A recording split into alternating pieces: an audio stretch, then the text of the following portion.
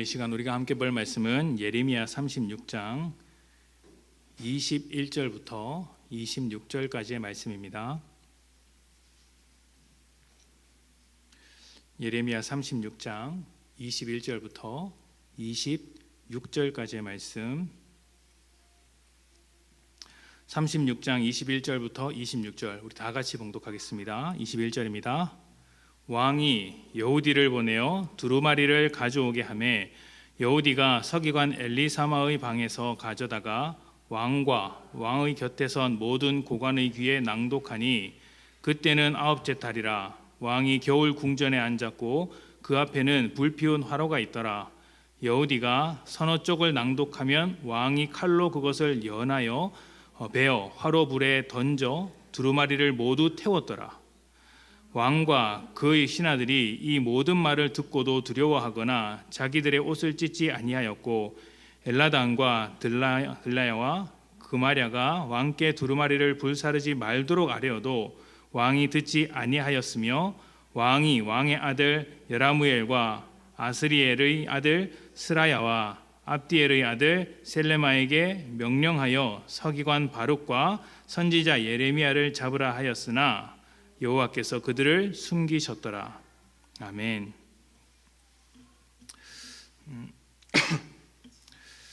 새벽 예배를 드리고 또 이렇게 저녁 예배를 드리고 있습니다. 이 고난 주간이 지금 이 시간처럼 우리 삶에서 예배로 채워지기를 소망합니다.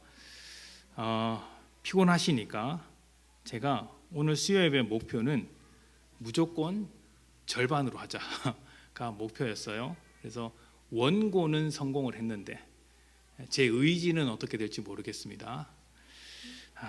자, 오늘 말씀에 등장하는 왕은 여호야김입니다. 여호야김은 요시야의 아들인데요, 유다 왕국의 마지막 순간을 통치했던 왕 중에 한 명입니다. 여호야김 다음으로 여호야긴, 그리고 그 다음으로는 마따니아가 왕이 되는데 이 마따니아는 시드기야라고 이름을 바뀌게 됩니다. 그러니까 유다 왕국은 이 시드기야 왕을 끝으로 역사 속에서 완전히 사라지게 됩니다. 하나님께서 그의 백성으로 삼으신 유다 왕국이 멸망했다는 사실이 참 놀라운데 오늘 말씀을 보고 있으면 그럴 만한 이유가 있구나, 이들이 멸망할 수밖에 없는 이유를 가지고 있었구나라는 생각을 하게 됩니다. 한 번의 실수가 아니라 그들의 역사 속에서 아주 오랜 기간 반복된 일이었다라고 할 수 있죠.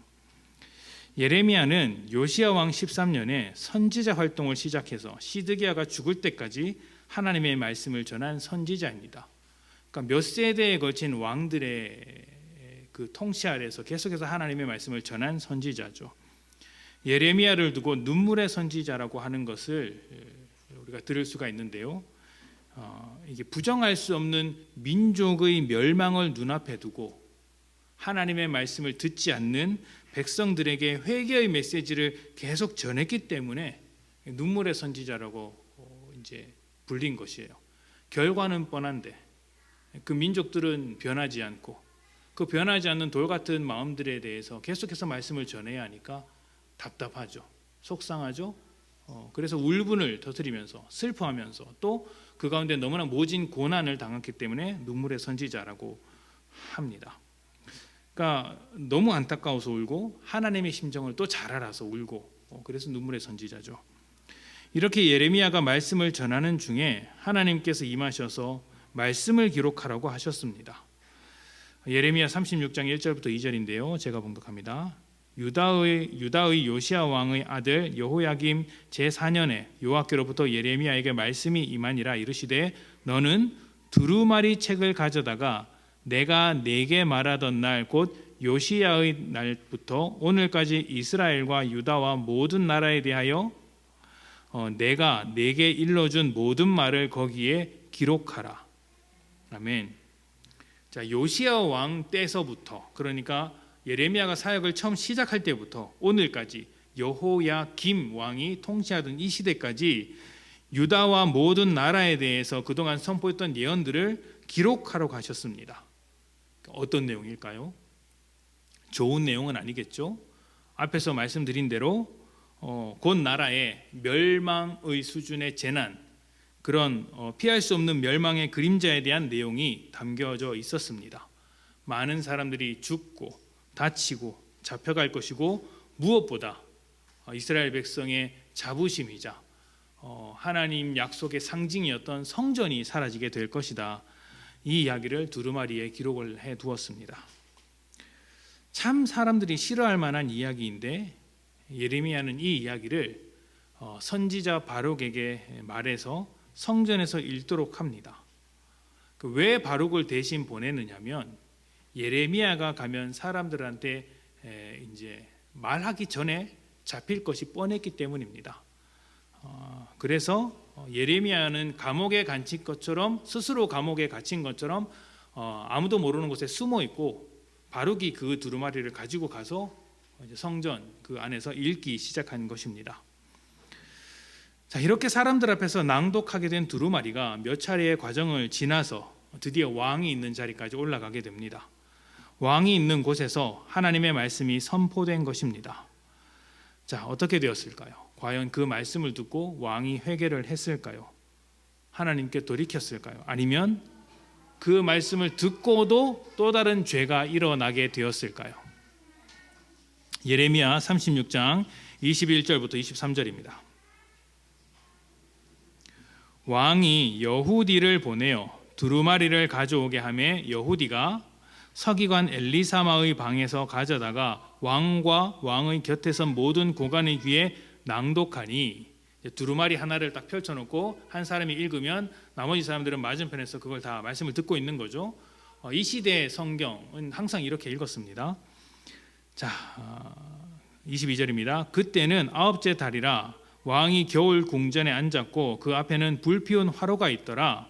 여후디가 서너 쪽을 낭독하면 왕이 칼로 그것을 연하여 베어 화로 불에 던져서 두루마리를 모두 태웠더라. 아멘. 자, 왕이 어떻게 했습니까?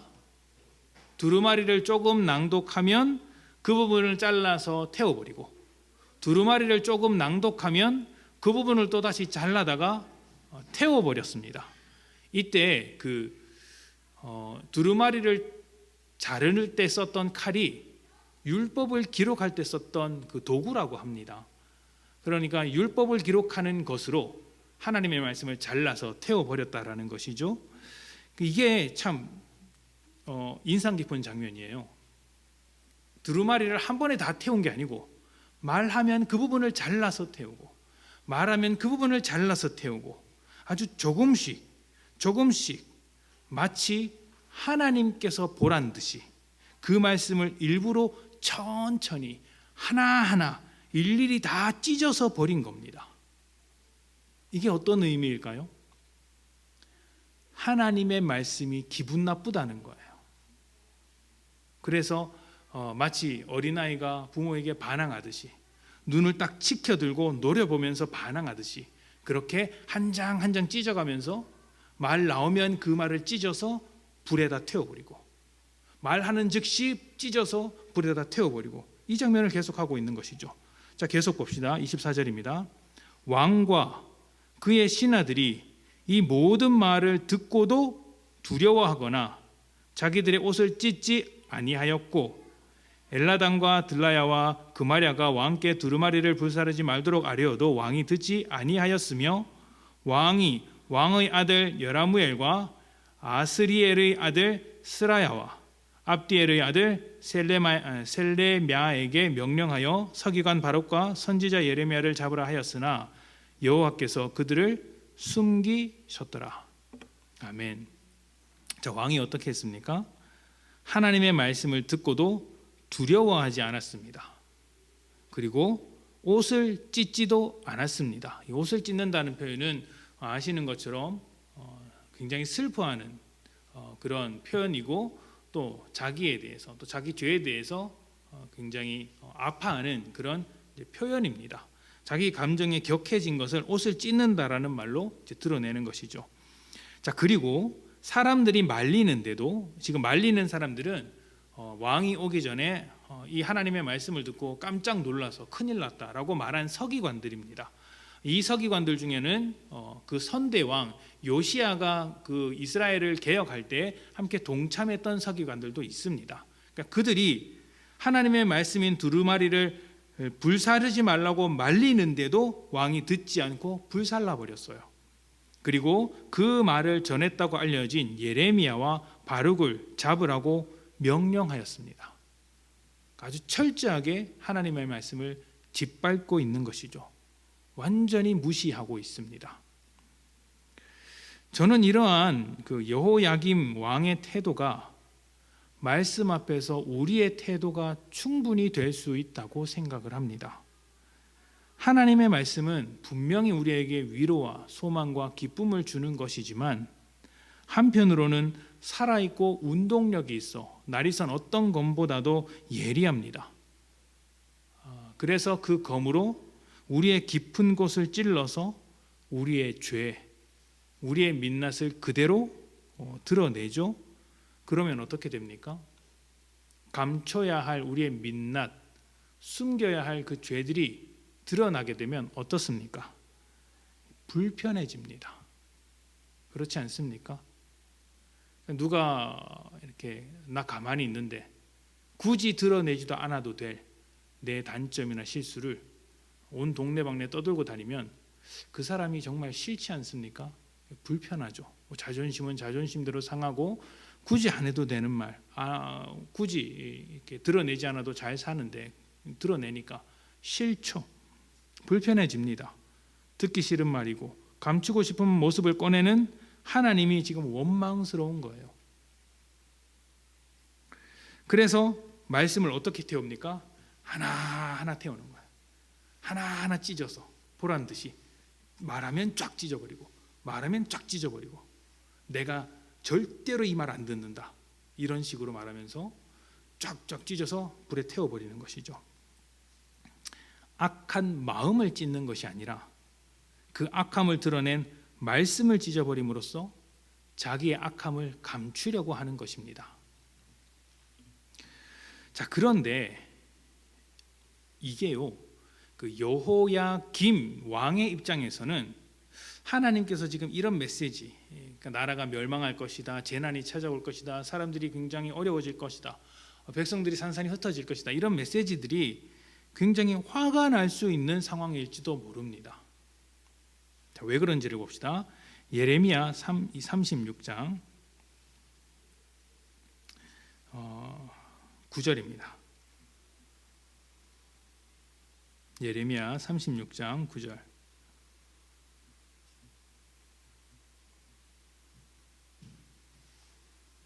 찾으셨습니까? 네, 제가 봉독합니다. 유다의 요시야 왕의 아들 여호야김의 제5년 9월에 예루살렘 모든 백성과 유다 성읍들에서 예루살렘에 이른 모든 백성이 여호와 앞에서 금식을 선포한지라. 자, 금식을 딱 선포했는데 그때 어떻게 되나요? 10절에 보면 바룩이 여호와의 성전 윗뜰 곧 여호와의 성전에 있는 세 문 어기 곁에 있는 사반의 아들 서기관 그마랴의 방에서 그 책에 기록된 예레미야의 말을 모든 백성에게 낭독하니라. 아멘. 금식이 선포되었을 때 이제 하나님의 말씀을 이제 낭독했다라고 이야기를 하고 있어요. 지금 나라에 금식이 선포된 상황입니다. 금식이 선포되었다라는 것은 지금 나라에 굉장한 위기 상황이다, 위기가 찾아왔다라는 의미예요. 왜 위기가 찾아왔는지, 왜 나라의 상황이 어렵게 되었는지는 지금 정확하게 알 수는 없습니다. 기록되었지 않았기 때문에 알 수는 없는데 여러 자료들을 찾아보면 그 당시에 그 패권을 가지고 있었던 바벨론 군대가 그 주변 국가들을 쑥대밭으로 만들고 다니는 일이 있었어요. 이스라엘 주변 국가를 초토화시켰던 것이죠. 그렇기 때문에 언제 이스라엘의 유대 땅에 쳐들어올지 모르기 때문에 어떤 위기감이 팽배했고 그 위기감이 팽배한 상황에서 금식이 선포된 것으로 보입니다. 바벨론으로부터 우리를 지켜줬으면 좋겠다, 우리가 이것을 잘 대비하자, 금식을 선포하는 것이죠. 뭐 꼭 그것이 아니더라도 나라에 중대한 위기가 있었던 것은 확실해 보입니다. 금식이 선포되었다라는 것은 그런 것을 말하는 것이니까요. 자, 이렇게 나라 상황이 안 그래도 좋지 않은데 바룩이라는 사람이 툭 튀어나와서 하나님의 말씀이랍시고 무슨 말을 합니까? 나라가 망할 것이다, 이 이야기를 하는 거예요. 나라가 완전히 박살나고 왕은 죽을 것이고 사람들은 다 잡혀갈 것이다 라는 심각한 이야기를 꺼내고 있는 것입니다. 그러니까 왕의 입장에서는 화가 나겠습니까? 안 나겠습니까? 불난 집에 부채질하는 것도 아니고 화가 날만하죠. 하나님은 지금까지 뭐 하시고 저 바벨론 백성들을, 바벨론 나라 군대를 무찔러 주지도 않으시고 이제 와서 저주에 가까운 이야기를 쏟아내고 있느냐고 악다구니를 쓰며 반항하고 싶은 마음이 생기지 않겠습니까? 그래서 말씀을 잘근잘근 씹어먹듯이 태워버린 거예요. 자, 말씀이 우리를 아프게 할 때 하나님께 여호와김과 같이 너무한 것 아니냐고 항변할 수 있고 억울하다고 할 수 있습니다. 하나님, 우리 사정이 있지 않습니까? 그런데 꼭 내 마음을 후벼 파는 이야기를 하셔야 하겠습니까? 그래서 그 사정을 몰라주시는 하나님께 반항하고 싶은 생각이 하루에도 수없이 우리 마음속에 자라고 있지 않습니까? 그런데 바로 그 지점이 우리의 믿음이 결정되는 자리입니다. 하나님의 오르심과 하나님의 선하심을 신뢰해서 말씀이 나를 아프게 할지라도 그 말씀으로 나를 고칠 것인가, 아니면 아프게 하신 하나님께 분노를 쏟아내며 말씀을 찢어버릴 것인가 결정해야 하는 것이죠. 예레미야 36장 3절입니다. 유다 가문이 내가 그들에게 내리려 한 모든 재난을 듣고 각기 악한 길에서 돌이키리니 그리하면 내가 그 악과 죄를 용서하리라 하시니라. 아멘.